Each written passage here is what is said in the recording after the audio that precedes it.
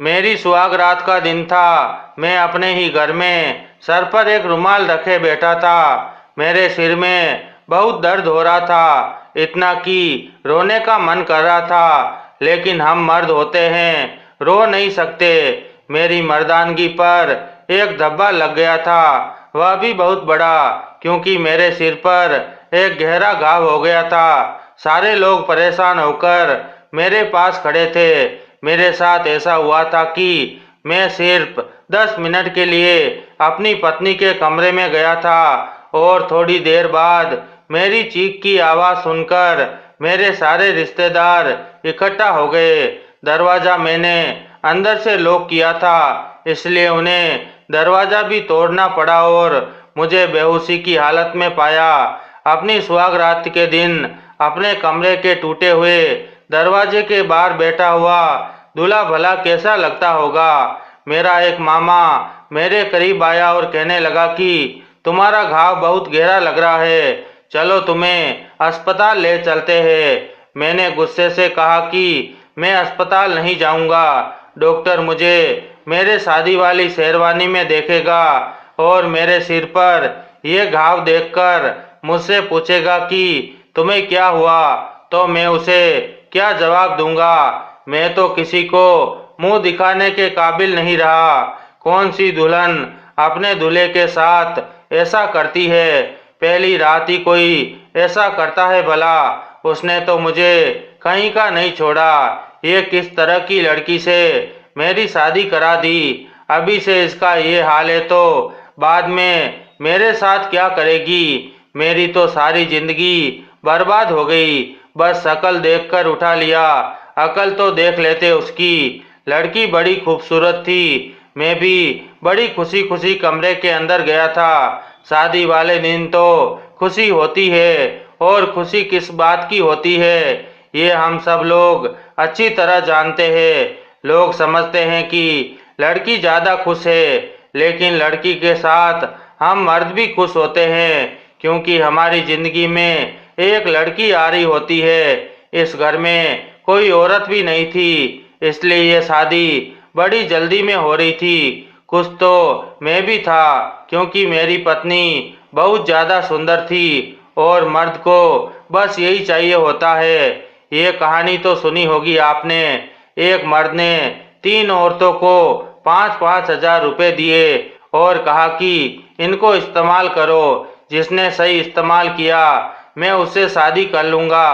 एक औरत ने 5 हज़ार से मर्द के लिए चीज़ें ली और कहा कि मुझे अपने से ज़्यादा तुम्हारा ख्याल है। आदमी ये देखकर बहुत खुश हुआ। दूसरी औरत ने कहा कि मैंने वह पैसे इस्तेमाल भी नहीं किए, बल्कि जमा कर दिए, ताकि हम लोग बाद में इस्तेमाल करें जब हमें ज़रूरत हो। ये बात भी बहुत अच्छी थी। तीसरी औरत ने वही 5 हज़ार रुपये अपने ऊपर खर्च कर दिए। उसने अच्छा सा मेकअप किया और सुंदर सा ड्रेस पहनकर खड़ी हो गई, और आदमी ने तीसरी वाली औरत के साथ ही शादी कर ली। मतलब मर्द को सिर्फ खूबसूरती ही चाहिए होती है, और शादी की रात कौन सी औरत उनके लिए कमरे में खाना पकाकर बैठी होती है? उसकी खूबसूरती देखकर ही वह खुश होता है। लेकिन मेरे मामले में तो लगता है मेरे घर वालों ने कुछ देखा ही नहीं। मैं अपने रिश्तेदारों से अपने दिल का दुख सुना ही रहा था। मैं सारे रिश्तेदारों के सामने यही बात कर रहा था कि मेरा बाप आया और आकर मेरे मुंह पर थप्पड़ मार दिया। उसने कहा, शर्म नहीं आती अपनी पत्नी के बारे में ऐसा कहते हुए? एक दिनी की दुल्हन के बारे में ऐसी ऐसी बातें कर रहा है। ये क्यों नहीं सोचते कि तू अभी से उसकी ऐसी बातें कर रहा है तो बाद में उस बेचारी के साथ क्या करेगा? किसी की बेटी को अपने घर पर लाना मजाक है क्या? जो मैं उसे उठाकर ले आया तेरे लिए, मैंने उसके बाप को जवाब दिया। अगर उसके साथ कुछ भी बुरा हुआ तो मैं शर्मिंदा होऊंगा, और तू मुझे शर्मिंदा करवाना चाहता है, वह भी इस उम्र में। सारी जिंदगी मैंने न किसी के पैसे रखे, न किसी को मेरे खिलाफ बोलने के लिए कोई बात मिली, और अब तू इस लड़की के बाप के सामने मुझे शर्मिंदा करवा रहा है। अपनी फालतू हरकतों की वजह से मेरा तो मुंह खुला का खुला रह गया। अरे उस बेचारी ने आपके बेटे का सर फोड़ दिया, वह भी शादी के पहले ही दिन, और अभी भी आप उसकी तरफदारी कर रहे हैं। मैं तो दुआ करता हूँ कि आज मेरी माँ जिंदा होती तो सांस बनकर अपनी इस खतरनाक बहू की अकल ठिकाने लगाती, पर आप तो मुझे मेरे बाप से ज्यादा उसके बाप लग रहे हैं, क्योंकि इसे भी तो जाकर पूछे जो अंदर अभी भी दुल्हन बनी बैठी है कि उसने मेरे साथ क्या किया है। मेरे बाप ने सारे रिश्तेदारों से माफी मांगी और कहा कि आप यहाँ से चले जाइए।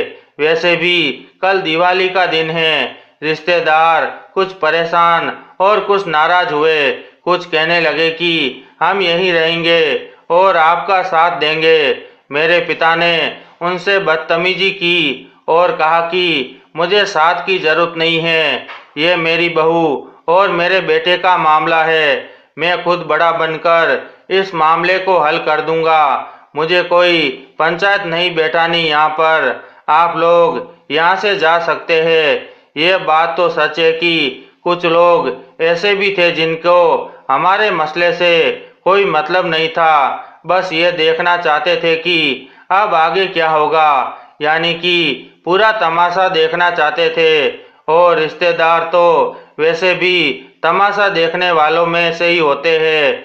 मेरे वाले भी ऐसे ही थे, क्योंकि मैंने कौन सा कभी उनके साथ अच्छा सलूक किया था। मैं तो किसी से मिलना भी नहीं चाहता था, पर हमारे रिश्तेदारों की एक बात ठीक थी, वे पीठ पीछे कुछ भी बोलते, मुंह पर कुछ नहीं बोलते थे और साथ भी देते थे।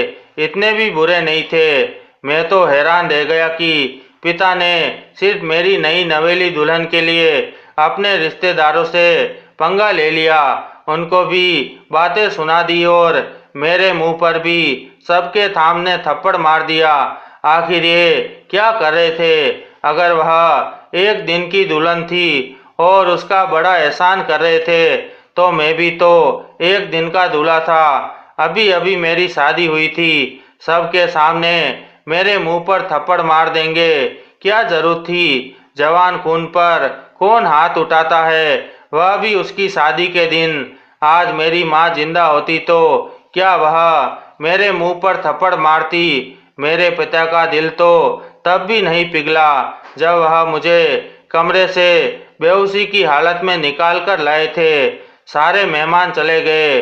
मुझे मेरी पत्नी के कमरे से गुनगुनाने की आवाज आ रही थी। वह दुल्हन बनी खड़ी थी और खुद को आईने में देखकर गाना गा रही थी, सजना है मुझे सजना के लिए, जबकि सजना को तो उसने कहीं का नहीं छोड़ा था। जैसे बड़ा ही कोई अच्छा काम किया हो। अपना मेकअप और कपड़े ठीक कर रही थी, क्योंकि उसने मेरे साथ जो किया था उसकी वजह से उसका काफी हुलिया बिगड़ गया था और उसके कपड़े और मेकअप थोड़ा खराब हो गया था।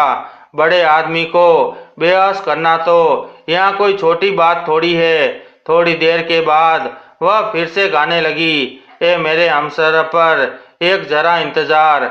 ऐसा लग रहा था जैसे मुझे कह रही हो कि थोड़ा इंतजार करो, तुम्हें इससे भी ज्यादा बुरी हालत में पहुंचा दूंगी। मुझे तो उस लड़की से डर लग रहा था, या तो उसके ऊपर किसी भूत प्रेत का साया था और या फिर ये खुद ही भूत प्रेत थी। जब सारे मेहमान चले गए तो मुझे मेरे पापा अपने कमरे में ले गए और एक तरफ बिठाकर कहा, तुमसे बड़ा बेवकूफ मैंने आज तक नहीं देखा। असल में मेरे साथ हुआ ये था कि जब मैं अपनी पत्नी के कमरे में गया था और उससे थोड़ी बहुत बातचीत की, मैं उसकी तारीफ कर रहा था कि वह बहुत अच्छी लग रही है, तभी उसने अचानक से अपने करीब पड़ा गुलदान उठाकर मेरे सिर पर दे मारा। मैंने ऐसी कोई बात नहीं की थी, कोई गलती नहीं की थी। मैं तो उसकी तारीफ कर रहा था और उसने मेरे सिर में गुलदान दे मारा। मैं वहीं पर बेहोश हो गया। मैंने अपने बाप से कहा कि इस पागल से मेरी जान छुड़वाओ। ये लड़की पागल है, मुझे यकीन है, क्योंकि ऐसा काम एक पागल ही कर सकती है, वह भी बिना किसी वजह। या तो मैंने उसके साथ बुरा किया हो और मैं कुछ बुरा करने वालों में से नहीं था। अगर वह मुझसे कहती कि मुझसे दूर रहो, तो मैं तो उसके पास भी नहीं जाता। फिर उसे ऐसा भी क्या हुआ कि उसने उठाकर एक चीज ही मेरे सिर पर मार दी। ऐसा कोई दुल्हन करती है भला? अगर उसे अपना रौब जमाना है तो उसे इतना पता होना चाहिए कि ये रौब नहीं था। मेरे बाप ने कहा ये लड़की पागल है, और मैं शादी से पहले ये बात जानता था कि ये पागल है और इसे मानसिक दौरे पड़ते हैं। कभी कभी बिल्कुल ठीक हो जाती है, लेकिन कभी कभी अचानक ही इसका मूड खराब हो जाता है। मुझे लगा कि मेरा बाप मुझ पर तंज कर रहा है कि तुझे अच्छी भली औरत दी है और तू कह रहा है कि लड़की पागल है। मैं सर झुकाकर खड़ा था। उसने कहा, अरे मैं कह रहा हूँ कि ये लड़की वाकई पागल है, और इस बात को मुझे शादी से पहले पता थी। इसके साथ कोई परेशानी है, इसको कोई मूड की बीमारी है। पता नहीं उन्होंने क्या मुश्किल सा नाम बताया था। मेरी पत्नी पागल है, मैं मजाक नहीं कर रहा। मेरे कदमों तले से जमीन निकल गई, क्योंकि ये रिश्ता मेरे बाप ने किया था। मुझे कुछ नहीं बताया था, बस मुझे इस लड़की की तस्वीर दिखाकर खुश करते रहे कि कितनी खूबसूरत है। खूबसूरत तो वह बहुत थी, लेकिन पागल थी। तो फिर आपने मुझे क्यों इस मुसीबत में डाला? तब मेरे बाप ने मुझे एक और बहुत ही अजीब बात बताई। मेरे बाप ने कहा कि तुम्हें क्या लगता है कि मैं बेवकूफ़ हूँ जो तुम्हारी शादी एक पागल लड़की से करवाऊंगा? इस घर को देखो, अपने आप को देखो। हम इस 2 कमरे के घर में क्या सारी जिंदगी रहेंगे? ये लड़की पागल जरूर है, लेकिन अपने बाप की इकलौती बेटी और सारी जायदाद की मालकिन है। उसका बाप बिस्तर पर पड़ा है, किसी भी वक्त मर जाएगा, और ये पागल से उसकी सारी जायदाद अपने नाम लिखवाना कोई मुश्किल काम नहीं है। जब इसका बाप इस दुनिया से चला जाएगा तो सारी दौलत उसकी हो जाएगी, और हम कोई भी चाल चलकर उससे उसकी दौलत अपने नाम करवा देंगे। फिर तुम्हें इसके साथ रहने की कोई ज़रूरत नहीं होगी। तुम जिससे चाहो शादी करना, तुम्हें इजाज़त होगी, और ये जाए जहाँ भी, इसे कोई फर्क नहीं पड़ेगा। इस मुंह के साथ अगर किसी बड़े घर की बेटी को लाने के बारे में सोचेंगे तो हमें कौन रिश्ता देगा? लेकिन जब हम खुद बंगले के मालिक बन जाएंगे तो फिर तुम्हें जिस लड़की पर हाथ रखोगे वह तेरी हो जाएगी। हमें कोई मेहनत भी नहीं करनी पड़ेगी। इसका रिश्ता लेने के लिए भी पता नहीं क्या क्या पापड़ बेलने पड़े। लेकिन ये बात है, क्योंकि ये लड़की पागल थी और तेरी शक्ल भी बुरी नहीं है, इसलिए ये रिश्ता हमें मिल गया। तुमने अपने बाप को गंभीरता से नहीं लिया बेटा। मैं बहुत दूर की सोचता हूँ, तुम्हारी तरह नहीं। तुम जो रिश्तेदारों के सामने बात कर रहे थे, अब वह सारी जिंदगी याद रखेंगे। तुम्हें एक अच्छा पति बनना है, तुम्हें अपने ससुर से भी मिलने जाना है और उसका ख्याल भी रखना है। तुम अगर ऐसे ही अपने रिश्तेदारों के सामने बोलते रहोगे और कल तक रिश्तेदार ये बात उसके बाप तक पहुंचा देंगे कि तुम्हारा बेटा तुम्हारी बेटी से नफरत करता है और उसके बारे में शादी वाले दिन ही ऐसी बातें कर रहा था, तो हमारा सारा प्लान खराब हो जाएगा। अब सबके सामने ये कह सकता था ना, ये बात भूलकर तेरे मुंह में डाल सकता था, लेकिन मैंने सीधे आकर तुम्हें थप्पड़ मार दिया ताकि तू चुप हो जाए। मैंने कहा अगर वह दोबारा मुझ पर हमला करेगी तब। मेरे बाप ने कहा वह पागल है तो उसे अच्छे तरीके से संभालो, उससे प्यार से बात करो, उसका मूड अच्छा करो। वैसे भी कितने दिन जी लेगा उसका बूढ़ा बाप? मैंने डॉक्टर से पूछा। डॉक्टर ने कहा था कि कोई उम्मीद नहीं है, हिम्मत से काम लेना होगा। समझो कि कुछ दिन की मुश्किल और फिर सारी जिंदगी की आसानी है, वरना जितना ज़्यादा जितने पैसों का घमंड है ना, उतने पैसे हम दोनों अपने आप को बेचकर भी नहीं कमा सकते। जिंदगी के आखिरी सांस तक मेहनत करते रहे तब भी नहीं कमा सकते, और अगर मेहनत करके कमा भी लिया तो उसे खर्च करने के लिए जिंदा नहीं बचेंगे। तुम परेशान मत हो, बस यूँ समझो कि तुम्हें थोड़ी सी मेहनत करनी है, जिसका फल तुम्हें सारी जिंदगी खाना है। अब मेरी बात मानो, अपने आप को थोड़ा ठीक करो, चेहरे पर मुस्कान सजाओ, चाहो तो मुंह धो लो और मेरी बात मानो, चलो अब जाओ वहाँ। मैंने कहा, मैं नहीं जाऊँगा। मेरे बाप ने कहा, जाना जरूरी है, तरीके और सलीके से जाओ। मैंने कहा, फिर मुझे एक हेलमेट भी दे दो, क्योंकि मेरे पास तो यही तरीका और सलीका रह गया है। मेरे बाप इस बात पर हंस दिया और कहने लगा, जब दौलत के मालिक बन जाओगे ना, तो तुम भी ऐसे ही हंसोगे। जब मैं अपने कमरे में गया तो मेरी पत्नी सो चुकी थी। भगवान जानता है उसे वक्त से सोते हुए देखकर मेरे दिल को कितना सुकून मिला था। मेरे बाप की बातें तो ठीक थी, तो ये सब कुछ मुझे बर्दाश्त करना था, लेकिन क्या ये मेरे साथ जुल्म नहीं था? एक तो ये लड़की इतनी ज़्यादा खूबसूरत थी, ऊपर से पागल थी, और मेरे इसके साथ सिर्फ कुछ ही लम्हे गुजरे थे। लेकिन अगर मैं इसके करीब गया और ये फिर से मेरे सिर पर कोई चीज़ मार देगी तो फिर क्या होता? मैंने ठंडी यहाँ भरी और मैं भी सो गया। लेकिन जब सुबह हुई तो मेरी पत्नी का मूड अच्छा था। वह ऐसे पेश आई जैसे एक बहुत अच्छी पत्नी पेश आती है। उसे याद भी नहीं था कि कल उसने मेरे साथ क्या किया था, क्योंकि वह मुझसे पूछ रही थी, आपके सिर पर चोट कैसे लगी? बल्कि उसने खुद मेरे जख्म पर पट्टी लगाई और मैंने उसे झूठ बोला कि मेरा एक्सीडेंट हो गया था। वह तो बेचारी रोने लगी और परेशान भी हो गई। 2-4 दिन हमारे बहुत अच्छे गुजरे। मुझे वह लड़की जाने क्यों अच्छी लगने लगी थी। वह बुरी लड़की नहीं थी। शादी की शुरुआत में तो हर पति को अपनी पत्नी बहुत ही ज़्यादा अच्छी लगती है, चाहे वह कैसी भी हो। और फिर ये तो बहुत ज़्यादा सुंदर भी थी, जवान भी थी, स्मार्ट भी थी। मुझे बुरी क्यों लगती? और अब मेरे साथ इतनी अच्छे तरीके से पेश आ रही थी। हम लोग डिनर करने के लिए गए थे और मैंने उसे थोड़ी शॉपिंग भी करवाई थी, मूवी भी देखी थी हम लोगों ने साथ, इसलिए ये सारी यादें बहुत ही खूबसूरत थी। वह कहती थी कि हनीमून पर भी जाना है, लेकिन बाबा की तबीयत खराब है, इसलिए हनीमून पर नहीं जाएंगे। अगर हम लोग वहाँ गए और पीछे उनको कुछ हो गया तो फिर क्या होगा? मैंने उसे कहा, तुम बिल्कुल ठीक कह रही हो, हम फिर कभी चले जाएंगे, अभी तो सारी जिंदगी पड़ी है। मेरे बाप के कहने पर मैं अपनी पत्नी के बाप से भी मिलने गया।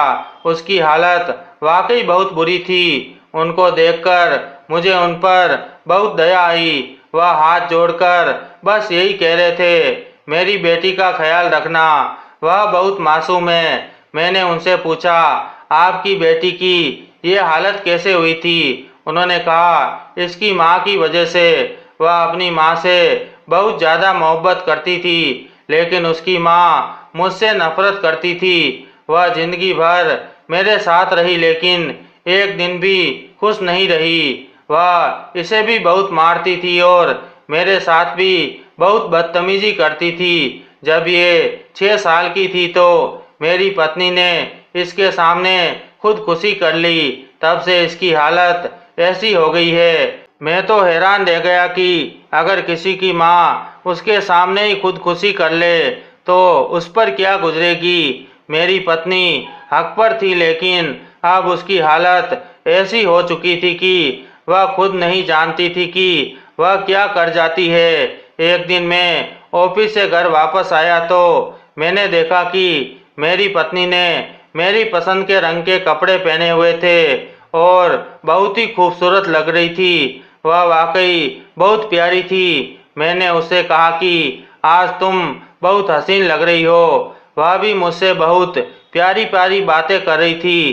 कहने लगी, अगर मैं तुम्हें कोई तोहफा देना चाहूँ तो मैं तुम्हें अपनी आंखें देना चाहूँगी। मैंने कहा, ऐसा क्यों कह रही हो, तुम्हारी आंखें मुझे क्यों दोगी? तो उसने कहा, तब तुम्हें मेरी आंखों से देखकर यह समझ आएगा कि मैं तुमसे कितनी मोहब्बत करती हूँ और तुम मेरे लिए क्या हो। मैं तुम्हें यह भी नहीं समझा सकती। अगर मैं राइटर होती तो कोई शायरा होती, तब भी मैं तुम्हें नहीं समझा सकती, क्योंकि मोहब्बत को समझाया नहीं जा सकता, सिर्फ महसूस करवाया जा सकता है। उसने मेरा हाथ थामा और हम लोग एक साथ ही बैठे थे। आज मुझे लग रहा था कि मेरी शादी हुई है। मैं बहुत खुश हो रहा था। ऐसी हमसफर किसको अच्छी नहीं लगती। अपनी हमसफर के साथ जिंदगी गुजारना सबको पसंद है। और लोग कहते हैं कि जब शादी हो जाए तो दिल में मोहब्बत डाल दी जाती है। मैं भी बहुत खुश था, लेकिन अचानक से मेरी पत्नी का बर्ताव बदलने लगा। अचानक उसकी सांसें फूलने लगी, उसके चेहरे और हाथों पर पसीना आने लगा। मैंने उससे पूछा, तुम ठीक तो हो ना? क्या हो गया है? मैं तुम्हारे लिए क्या करूं? उसने कहा, मुझे बहुत गर्मी लग रही है। मैंने आसपास देखा तो टेबल पर पानी रखा था। मैंने सोचा कि उसे पानी पिलाना चाहिए, शायद उसकी तबीयत संभल जाए। मैं गिलास में पानी डालने के लिए टेबल की तरफ बढ़ा। मेरी पत्नी की तरफ मेरी पीठ थी। जब मुझे कुछ महसूस हुआ, वह अचानक मेरे करीब आई और करीब आने से पहले जोर से चिल्लाई, जैसे मुंह पर वार करने से पहले चिल्लाई हो। मैं आगे हट गया और उसने एक डंडा उठाकर टेबल पर मारा। टेबल पर रखा गिलास और पानी का जग टूट गया। मेरी पत्नी को फिर से दौरा पड़ गया था।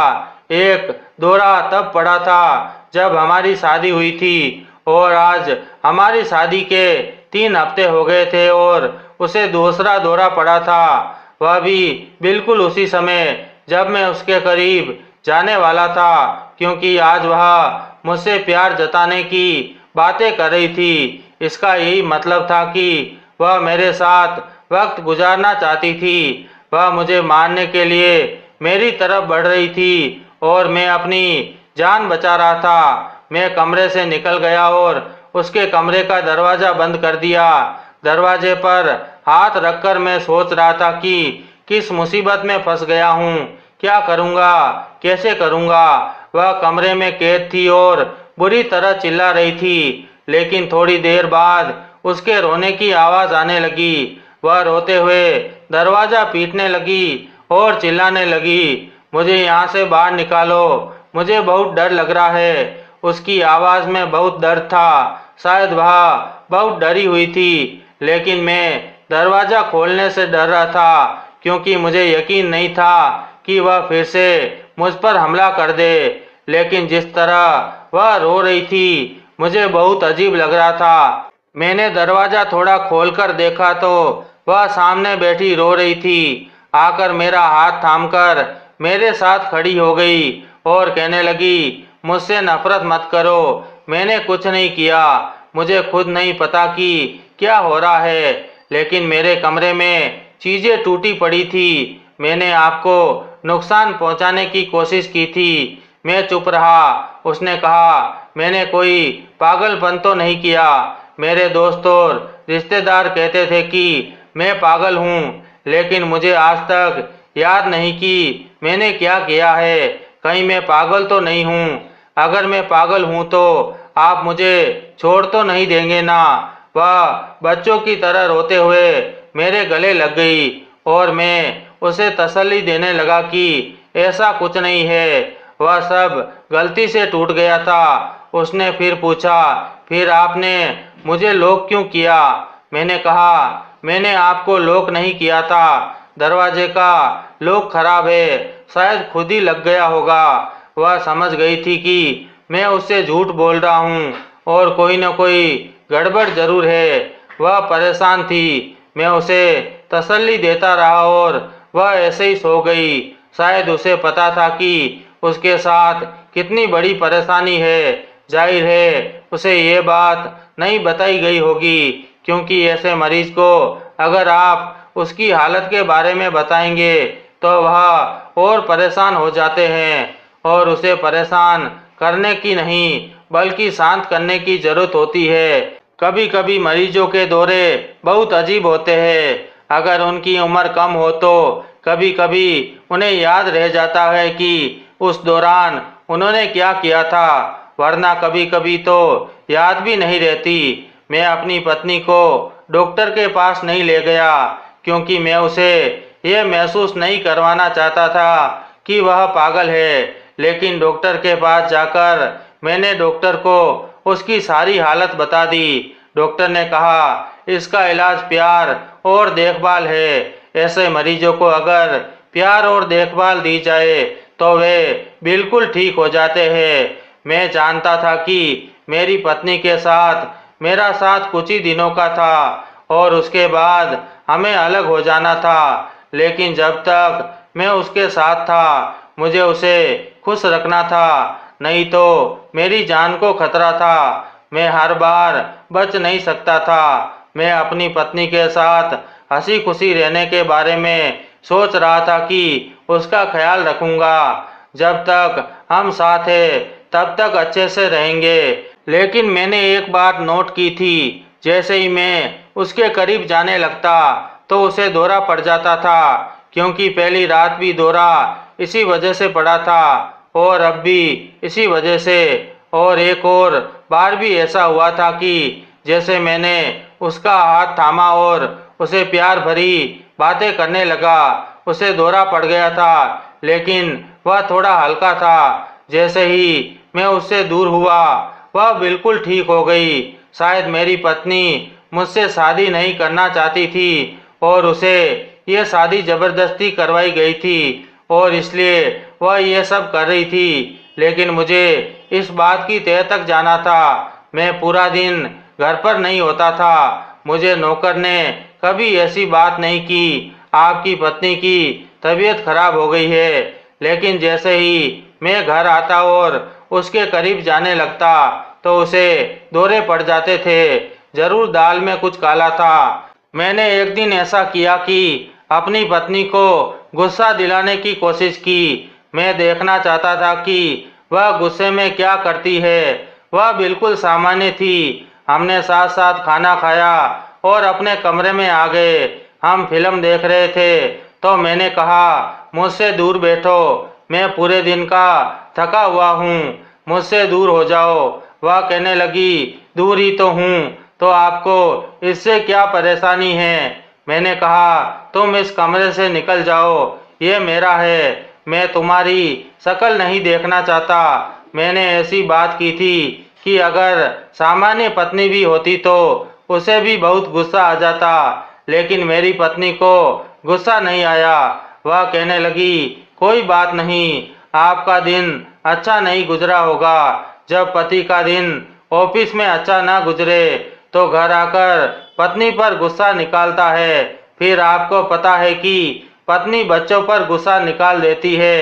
जब हमारे बच्चे हो जाएंगे तो मैं भी ऐसा करूंगी। लेकिन मैं आपकी इस हालत को समझती हूँ, मुझे बुरा नहीं लगा, मैं कमरे से चली जाऊंगी। अब ये कैसी बात थी, जब मैं कुछ नहीं करता था तो उसे इतना ज़्यादा गुस्सा आ जाता था कि वह मुझ पर हाथ उठाने को तैयार हो जाती थी। और अब मैंने उसे ऐसी बात कही थी जो अगर किसी सामान्य लड़की से कह जाती तो उसे वाकई इस स्तर का गुस्सा आ जाता। लेकिन वह बड़े आराम से कह रही थी कि कोई बात नहीं, सब कुछ ठीक है, मैं आपकी स्थिति को समझ सकती हूँ। उस वक्त उसने मेरी स्थिति क्यों नहीं समझी। मेरी भी तो पहली शादी थी। अगर उसे मेरी कोई बात बुरी लगी थी तो मुझे बता देती। मुझे चोट लगी थी, मुझे अभी तक दर्द हो रहा था और थोड़ा थोड़ा बुखार भी था, लेकिन वह गुस्सा होने की बजाय अच्छे मूड में आ गई थी। वह भविष्य की बातें कर रही थी। मैंने उसका हाथ थाम लिया और कहा, मुझे माफ कर दो, मेरा मूड खराब था, इसलिए मैंने तुम्हें ये सब कह दिया। मेरा ऐसा कोई मकसद नहीं था और फिर सब कुछ पहले जैसा हो गया। मैं उसे देख रहा था तो उसने मुझे देखा और बोली, क्या बात है?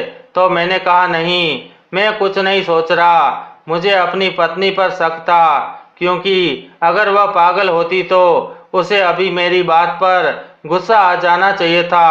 एक दिन मैं अपने ही घर में छुप गया।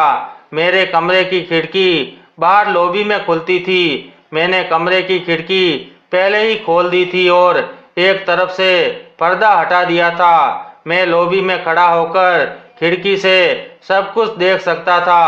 मैं देखना चाहता था कि मेरी पत्नी अकेले में क्या करती है, क्योंकि मैंने सुना था कि जब कोई पागल होता है तो वह अकेले में अजीबोगरीब हरकतें या बातें करता है, पर वह बिल्कुल सामान्य थी। वह अपने आप को संवार रही थी, हंस रही थी। फिर उसका फोन बजा और उसने फोन स्पीकर पर रख दिया।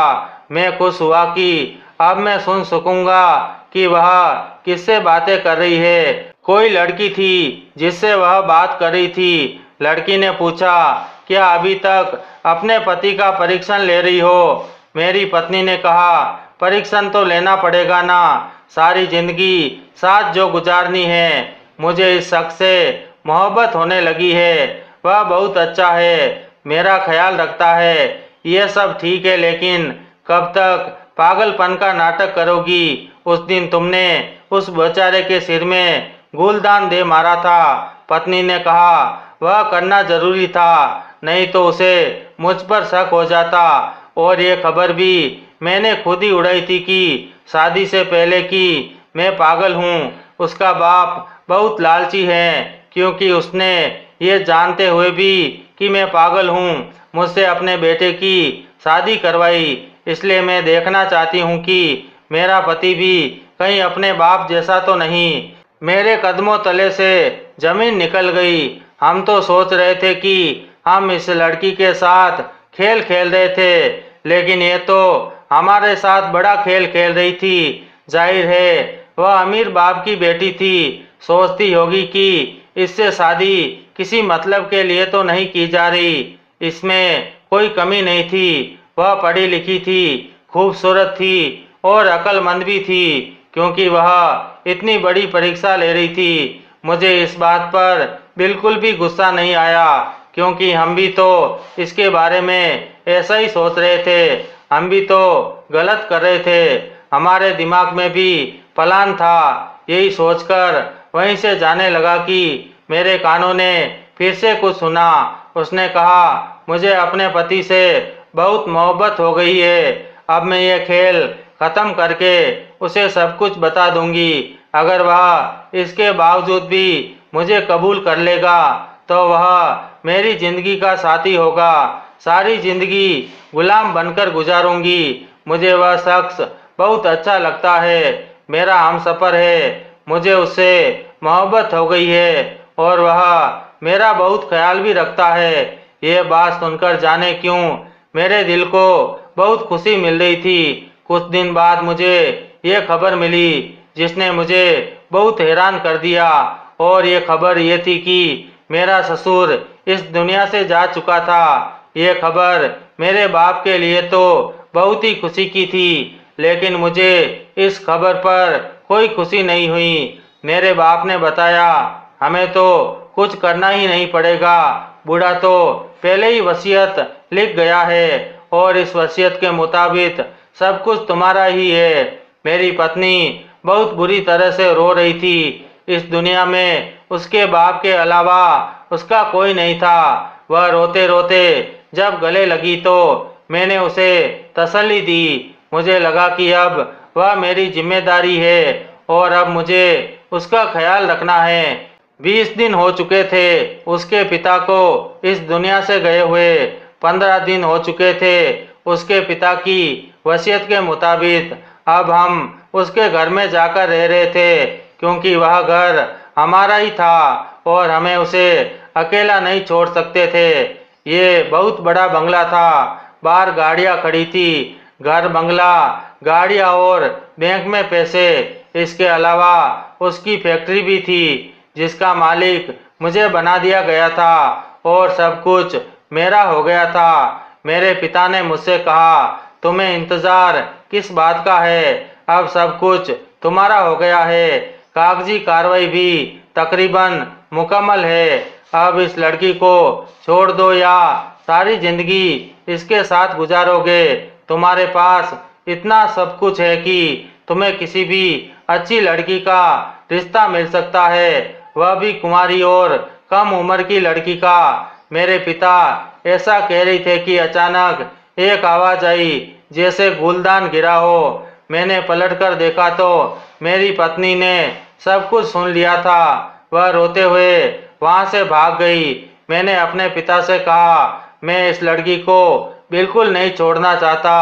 ये मेरी पत्नी है और यही मेरी पत्नी रहेगी। मेरे पिता हैरान और परेशान हो गए और कहने लगे, इसको गले में बांधने की क्या जरूरत है। मैंने कहा, ये सारी दौलत इसकी है, ये मेरी हमसफर है, मैं इसे अपने साथ रखना चाहता हूँ और आप हमारे मामले में मत बोलिए, आप चाहे जो ले लीजिए। मेरे पिता अपनी जगह पर हैरान और परेशान हो गए।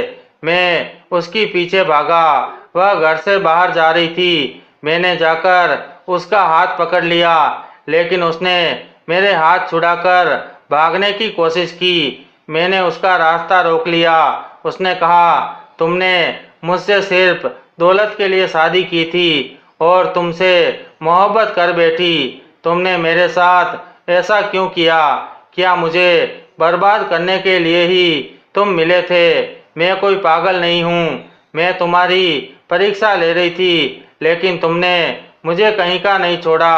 मैंने कहा, यह सब सच है, लेकिन मुझे भी तुमसे मोहब्बत हो गई है। अगर तुम पर भरोसा नहीं है तो मैं तुम्हारी दौलत तुम्हारे नाम वापस कर देता हूँ, लेकिन मुझे छोड़कर जाने की बात मत करो। मैं तुमसे बहुत मोहब्बत करता हूँ, मेरे साथ रहो। वह चुप हो गई और अपने आंसू पोंछने लगी। उसने पूछा, क्या तुम झूठ तो नहीं बोल रहे?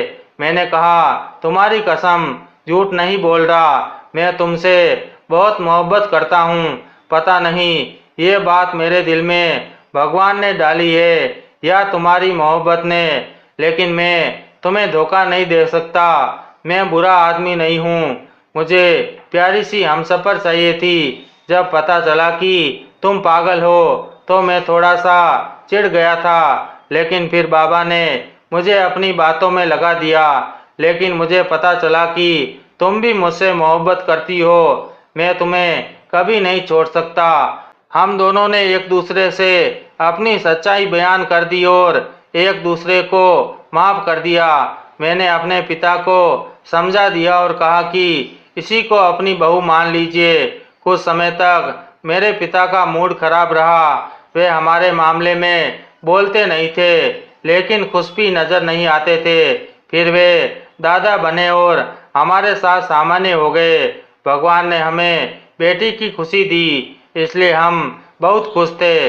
दोस्तों, उम्मीद करते हैं कि आपको हमारी कहानी पसंद आई होगी। अगर कहानी पसंद आई है तो वीडियो को लाइक करें, चैनल पर नए हैं तो चैनल को सब्सक्राइब करें और हाँ, नोटिफिकेशन बेल को ज़रूर दबा दीजिए ताकि अगली अपडेट सबसे पहले आपको मिले। धन्यवाद।